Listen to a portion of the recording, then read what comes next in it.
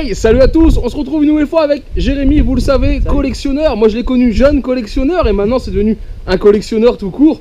Et aujourd'hui on va vous présenter une moto, elle est juste derrière vous et vous allez voir, c'est des engins comme Jay les apprécie, c'est-à-dire des machines. Toi t'aimes bien en plus les motos anciennes plutôt. Ah oui, oui, oui. T'es assez fan et en plus c'est dans son jus et ça démarre, ça roule, vous allez voir. C'est plein de patines et plein de souvenirs. Et la moto les amis, c'est ça, regardez, une Tero OS de 1929. Alors tu l'as récupéré comment déjà Jay? Alors l'histoire est un peu longue, c'est un brocanteur qui vidait un grenier et elle était dans un lot dans le grenier et donc il a récupéré. Et il a appelé un ami à moi qui est collectionneur, moi je ne connaissais pas ce brocanteur là.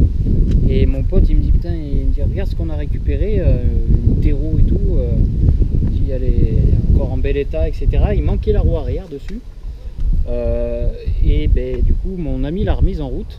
Et puis ils l'ont revendu et c'est moi qui l'ai racheté. Ok, parce qu'en fait c'est une mobilette qui est originaire du village où j'habite et j'ai dit il faut qu'elle reste dans le village. Moto pardon. C'est l'habitude des mobilettes. Tellement l'habitude, c'est ça. Mais non, c'est sûr, c'est cool. Puis ouais, elle est vraiment belle, elle est vraiment dans son jus, clairement. Ah oui. Fourche à parallélogramme, ce que j'aime beaucoup, on retrouve des fois ça sur des customs maintenant, des mecs qui les montent. Dessus, cette molette, c'est tout simplement un vérin de direction, clairement, d'époque. En fait, vous avez un système de coupelles qui sont ondulées. Plus vous allez serrer, plus vous rendez la direction dure. Et plus vous écartez, plus vous êtes souple. Donc voilà, quand on faisait la grande route, on durcissait et en ville, on laissait la souplesse. Et on va vous faire le tour d'un poste de pilotage qui est un peu spécifique. Moi, j'ai conduit une machine de 1924 qui avait un peu le même système. Et en fait, on n'a pas d'accélérateur. La poignée est fixe, d'accord? Tout marche avec cette petite manivelle. Donc là, on disait on a la manivelle pour régler ton air. Ouais. Ici, ta manivelle de gaz, donc tu tires, tu mettais un régime et tu lâchais. Il fallait bien penser à couper avant de freiner. Ça revient pas tout seul. Ouais. C'est ça, ça revient pas. Ici, c'est ton levier d'avance à l'allumage. Donc là, c'est pareil, c'est des machines qui se conduisent au bruit en fait. Quand tu vas rouler, tu écoutes le bruit qu'elle fait. Tu vas en fonction de surtout dans les côtes. Avancer, voilà, ou dans les côtes, bouger ton avance à l'allumage. Et là, j'ai précisé, lui, il avait à l'époque, donc c'est d'origine des leviers inversés ici, qui ont été modifiés donc il y a très très longtemps et qui ont été remis en levier années 50 plutôt. Voilà. Alors peut-être suite à une usure ou une casse des fois des angles, mauvais stockage. Tout simplement parce que c'est plus pratique d'avoir des leviers. Peut-être aussi ça. Pour ça, la personne qui était plus habituée à conduire comme ça. Mais ouais, c'est assez fou. Réservoir en laiton, il y a encore les grippes dessus. Donc qu'est-ce que tu peux nous dire du coup sur ce réseau d'huile? Eh ben alors, donc on a le réservoir d'huile qui est sous la selle, ici, avec le bouchon là, encore floqué Tero d'époque. Donc le tuyau part du réservoir, va jusqu'à la pompe à huile ici. Donc arrivé à la pompe à huile, ici on a une molette de réglage, avec juste après une vitre. Et en fait, on voit les gouttes, quand la moto tourne, on voit les gouttes qui défilent. Et donc c'est un moteur 4 temps, comme on disait, avec 100 segments racleur d'huile. Donc c'est-à-dire, normalement sur un moteur 4 temps, il y a un segment racleur d'huile, compression et coupe-feu. Et en fait là-dessus, il n'y a pas de racleur d'huile. Donc du coup, on est obligé de régler son débit d'huile ici. Et il faut qu'il y ait à la minute entre 15 et 20 gouttes si on ne veut pas abîmer le moteur. À l'époque, c'était être motard, clairement. Ouais. Parce que aujourd'hui, personne ne fait ça. Et je pense que très peu de gens sauraient rouler avec ça sur des longues distances. C'est un coup à prendre. Ouais, et puis il y a beaucoup de réglages à faire, etc. Quand on roule avec, tous les 100-200 km, il faut refaire le jeu soupape, etc. Puis après, pour terminer sur le système d'huile, donc après, hop, ça part dans le moteur ici. Et toute l'huile qui, on va dire, n'est pas consommée par le moteur, ressort de l'autre côté, on ne verra pas, mais retombe sur la chaîne de transmission, retombe sur le sol en fait. Elle lubrifie la chaîne et le surplus tombe par terre. D'accord, ok. Et allez, pendant qu'on est là, on va finir le tour. Alors on voit ici le kick, donc démarrage au kick. C'est ça. À l'ancienne aussi, hein, mais... Avec la boîte de vitesse, donc c'est une boîte de vitesse aussi, petite précision, boîte de vitesse séparée du moteur. On voit pas, mais de l'autre côté, derrière les caches, il y a la chaîne primaire qui part du moteur, qui va à la boîte. Et une deuxième chaîne qui part de la boîte à la roue arrière. À la couronne, tout à fait. Avec le levier qui est là, donc 3 vitesses. Le levier qui est là, donc on voit encore, si on regarde bien, première vitesse en bas, deuxième en haut et troisième ici. Avec le petit pommeau. Avec le petit pommeau en bois. Un bois d'époque. C'est super, c'est vrai qu'elle est dans une belle patine. Hein. Oui, elle a un peu vécu, mais bon. L'échappement queue de carpe. Ouais, qui n'est pas d'origine. Je dois recevoir J'en ai trouvé un d'origine là, qui doit arriver la semaine prochaine.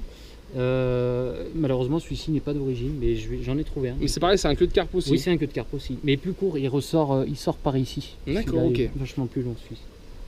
Super, et après là je vois en option, donc tu avais les petites valises moto, voilà, c'est ça. Mais alors en plus à clé. Voilà, à clé, bon celles-ci elles ont vécu, et en plus, petit détail, elles sont aussi floquées Tero. Ouais, ça j'avais jamais vu par contre, tu vois. Avec le système de sécurité comme ça dessus. Voilà, c'était comme les valises un peu.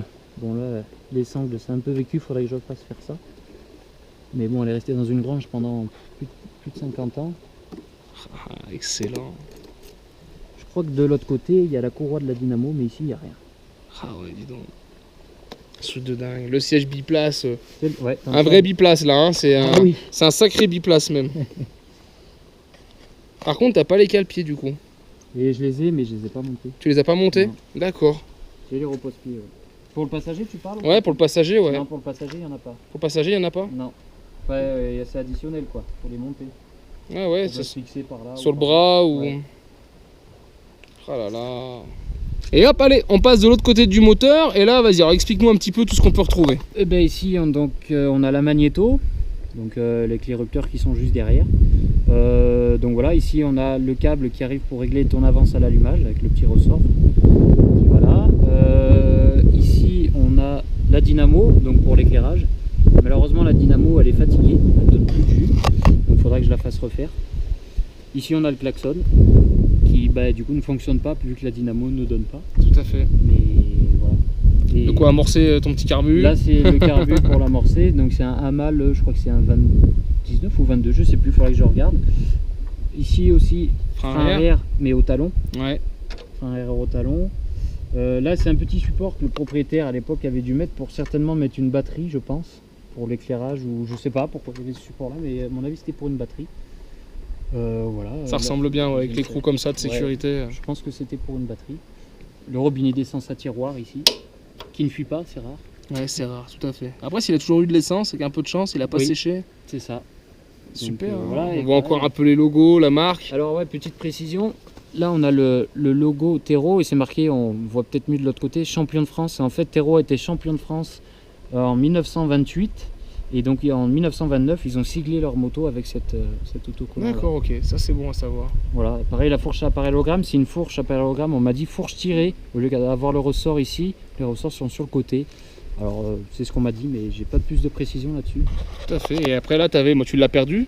La pompe. Mais tu avais remis ta pompe là. J'avais trouvé une pompe en laiton et malheureusement en faisant une petite balade avec, je me suis pas aperçu et la pompe elle est tombée et je l'ai pas retrouvée. Trop de vibrations, c'est ça. C'est ça. Bah, il nous reste plus quoi à faire maintenant, c'est de la craquer un coup. Démarrer. Parce que là le bruit de ce genre de moteur c'est juste exceptionnel. Et allez hop, on la remet sur ces deux roues parce que là on va partir pour le démarrage. Mais attention, alors j'espère que vous avez du temps parce qu'il y en a pour 1 heure de temps. C'est ça, à peu près. Il y a toute une petite procédure à faire. Donc là on amorce l'essence. C'est ça, s'il en reste. Il en reste a priori, oui. j'entends un peu flou. Voilà, après ça dégueule, je sais pas si on se rend compte. Et quand ça sort en haut, c'est que votre carbu est plein. Donc là on décompresse. Décompresseur avec la poignée. C'est ça. On kick dans le vide pour amorcer l'essence dans le moteur. Pour aspirer. Tu kicks combien de fois? 3-4 fois, il faut bien que l'essence arrive. Ouais. On relâche le décompresseur, on cherche le point de compression.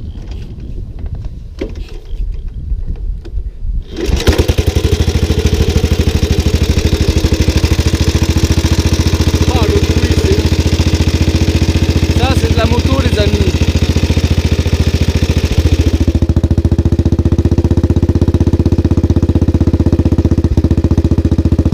Et vous avez pas l'odeur, mais c'est un régal. C'est tout ce que j'aime, ça. C'est à la gâchette, les amis.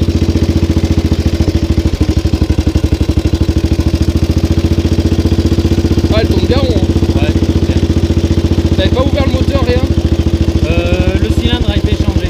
T'avais changé le cylindre? Ouais. Ah, j'adore. Excellent. J'avais presque une Harley. Ouais, c'est vrai.